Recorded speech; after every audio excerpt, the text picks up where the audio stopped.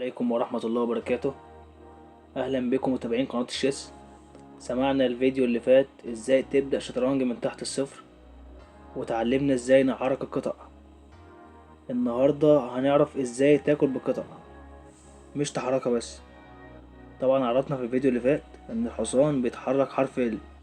لو طلعنا بالحصان كده حرف ال اهو، الحصان بقى ياكل ازاي؟ اي حاجة تمشي تقابله على حرف بتاعه بياكله على طول. يعني مثلا العسكري طالع خطوتين اهو، الحصان ينفع ياكله عادي.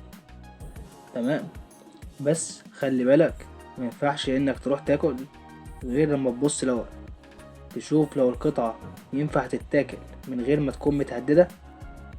كده انت مسموح لك تاكلها عادي، بس ما ينفعش مثلا هو يلعب العسكري ده كده انا اروح اكله، لان انا لو كلته اصبح الحصان بتاعي متاكل بالحصان بتاعه عادي. ينفع ياكله تمام، او ينفع ياكله بالعسكري، يتاكل بكذا حاجة عادي، اي حاجة ضربها.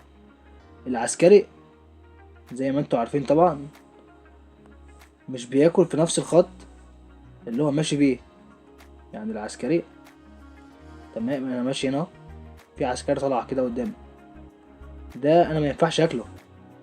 انما لو قابلني في واحد بزاوية جاي عليه اكله عادي.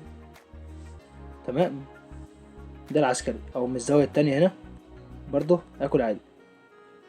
تمام كده. نعرف بعد كده ازاي الفيل بياكل. انا لعبت العسكري، هو لعب ده، اصبح ان العسكري ده ينفع الفيل ياكله عادي. بس تحذر لان ممكن ياكلك بالحصان، ممكن ياكلك بالعسكري كده، ممكن ياكلك بالطابية. عسكري هنا طابية هنا، ممكن ياكلك بالطابية كده. تمام، فلازم تبقى حذر من حركة قطعك، مش تروح تاكل وخلاص. هنشوف بعد كده ازاي الوزير بياكل.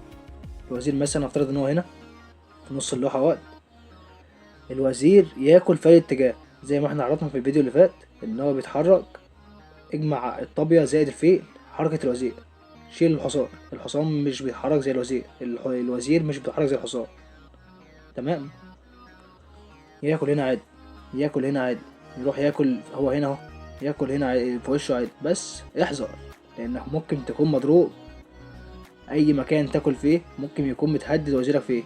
انا لو كلت مثلا هنا وزيري متهدد، ينفع اكل بالكينج او اكل بالكوين. تمام، اكل بالكوين كده. تمام، فخلي بالك كده. انت عرفت القطع كلها بتتحرك ازاي وبتاكل ازاي ما عدا القلعة. القلعة في نص اللوحة ممكن تاكل هنا عادي، ترجع تاني. تمام، انت ممكن تطلبها بس ما ينفعش تطلب الملك بتاعك مكشوش كده. ملكك مكشوش بكش، لازم تغطي عليه، تغطي على ملكك كده تحميه. تمام، او تحرك الملك. نيجي بقى لقانون التبييت. انت ازاي بتبيت طويل وازاي بتبيت قصير. كينج هنا تمام، عندك هنا وزيرك، عسكريك هنا، ملكك هنا اهوت، العسكري بتاعك هنا. تمام كده. عشان تبيت لازم يكون المربع اللي ما بين الملك والقلعة فاضي.